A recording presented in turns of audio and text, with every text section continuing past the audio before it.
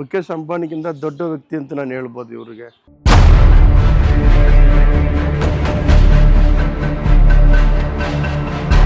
ಇವನ್ಗಿಂತ ನಾನು ದೊಡ್ಡ ದಾನಿಗಳು ನಾನು ನೋಡಿಲ್ಲ ಈ ಪ್ರಪಂಚದಲ್ಲಿ.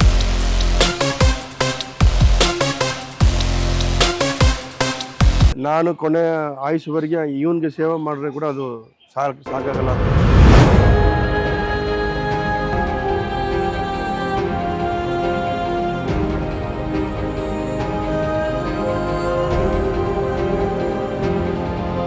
ರವಿ ಬಂದು ಮಾನಸಿಕ ಕಾಯಿಲೆಯಿಂದ ಅಣ್ಣ ತಮ್ಮ ಪೊಲೀಸು ಅಲ್ಸೂರ್ಗೇಟ್ ಪೊಲೀಸು ಹಗ್ಗ ಕಟ್ಟಿ ಕೈ ಕಾಲು ಕಟ್ಟಿ ತೊಗೊಂಡು ಬಂದು ಇಲ್ಲಿ ಹಾಕ್ಬಿಟ್ರು. ಆವಾಗ ಹೇಳಿದ್ರು, ಸತ್ತೋದ್ರೆ ಇಲ್ಲೇ ಸಾಯಿಲಿ, ನಮಗೆ ಇವನು ಬೇಡ, ಮನೆಗೆ ಬರೋದು ಬೇಡ, ಮನೆಗೆ ಬಂದರೆ ನಮ್ಮನ್ನು ಸಾಯಿಸ್ಬಿಡ್ತಾನೆ ಅಂತ ತಂದು ಬಿಟ್ಬಿಟ್ಟು ಹೋಗಿದ್ರು. ಆಮೇಲೆ ನಾವು ಟ್ರೀಟ್ಮೆಂಟೆಲ್ಲ ಸ್ಟಾರ್ಟ್ ಮಾಡಿ ಅವ್ನಿಗೆ ಮಾನಸಿಕ ಕಾಯಿಲೆ ಅಂತ ಆಚೆ ಬಂದು ಈಗ ಕೂಡ ಟ್ರೀಟ್ಮೆಂಟ್ ಮಾಡ್ತಾಯಿದ್ದೀವಿ. ತಿಂಗಳಿಗೆ ಒಂದು ಇಂಜೆಕ್ಷನ್ ಮಾತ್ರ ಹಾಕ್ತೀವಿ. ಅದು 600-700 ರೂಪಾಯಿ ಆಗುತ್ತೆ. ಅದು ಹಾಕಿದ್ರೆ ಕೂಲಾಗಿ ಆಗ್ಬಿಡ್ತಾನೆ, ಇಲ್ಲಾಂದರೆ ಸ್ವಲ್ಪ ವೈಲೆಂಟಾಗಿ ಕೆಲವು ಟೈಮಲ್ಲಿ ಹಂಗೆ ಮಾಡ್ತಾರೆ. ಆಮೇಲೆ ಅವನದು 5 ವರ್ಷ ಆದಮೇಲೆ ಅವನದು ಆಸ್ತಿ ಮನೆ ಭಾಗ ಬಂತು.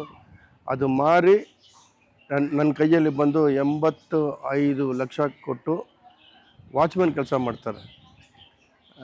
ಇವನ್ಗಿಂತ ನಾನು ದೊಡ್ಡ ದಾನಿಗಳು ನಾನು ನೋಡಿಲ್ಲ ಈ ಪ್ರಪಂಚದಲ್ಲಿ. ನನಗೆ ಅಷ್ಟು ಮುಖೇಶ್ ಅಂಬಾನಿ 2010ನಲ್ಲಿ ನನಗೆ 3 ಲಕ್ಷ ಕೊಟ್ಟರು ಅಷ್ಟೇ ಡೊನೇಷನ್ನು.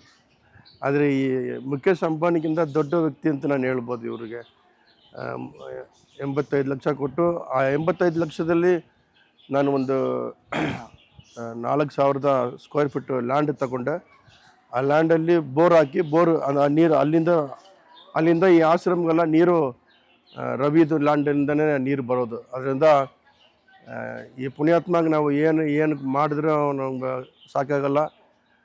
ನಾನು ಕೊನೆ ಆಯುಷ್ವರೆಗೆ ಇವನಿಗೆ ಸೇವೆ ಮಾಡಿದ್ರೆ ಕೂಡ ಅದು ಸಾಕಾಗಲ್ಲ ಅಂತ ನಾನು ಹೇಳೋಕ್ಕೆ ಇಷ್ಟಪಡ್ತೀನಿ. ಓಕೆ ಸರ್, ನಮ್ಮ ಡ್ಯಾಡಿ ಮಗುವಿನಿಂತ ಮನ್ಸು ಸರ್. ಮಗುವಿನಿಂತ ಮನ್ಸು ಸರ್. ಇನ್ನೊಂದು ಗೀತೆ ಹೇಳ್ತೀನಿ ಸರ್. ನನಗೆ ಹೊಡೆದ್ರೂ ಬೇಜಾರೇನಿಲ್ಲ ಸರ್. ನಮ್ಮ ಡ್ಯಾಡಿ ಚೆನ್ನಾಗಿ ನಮ್ಮ ಡ್ಯಾಡಿ ಚೆನ್ನಾಗಿ ಆಗಬೇಕು ಸರ್. ಅಷ್ಟೇ ಸರ್, ಅಷ್ಟೇ ಸರ್. ನಮ್ಮ ಡ್ಯಾಡಿ ಚೆನ್ನಾಗಿ ಆಗಬೇಕು ಸರ್. ಮಾತಾಡ್ತೀಯಾ? ಏನು ಮಾತಾಡ್ತೀಯಾ? ಡ್ಯಾಡಿ ಬಗ್ಗೆ ಮಾತಾಡ್ತೀನಿ ಸರ್. ನನ್ನ ಬಗ್ಗೆ ಸರಿ. ನಮ್ಮ ಡ್ಯಾಡಿ ಒಳ್ಳೆಯವರು. ನನಗೆ ಹೊಡೆದ್ರೂ ಬುದ್ಧಿ ಬಂತು.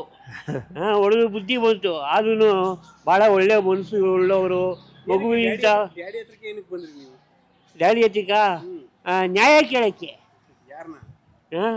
ಡ್ಯಾಡಿನ ನ್ಯಾಯ ಕೇಳಿ, ನ್ಯಾಯ ಕೊಡಿ, ನಮಗೆ ಭಾಳ ಅನ್ಯಾಯ ಆಗ್ಬಿಡುತ್ತೆ ನಮ್ಮ ಮನೆಯದು ಅಂತ ಹೇಳೋಕ್ಕೆ.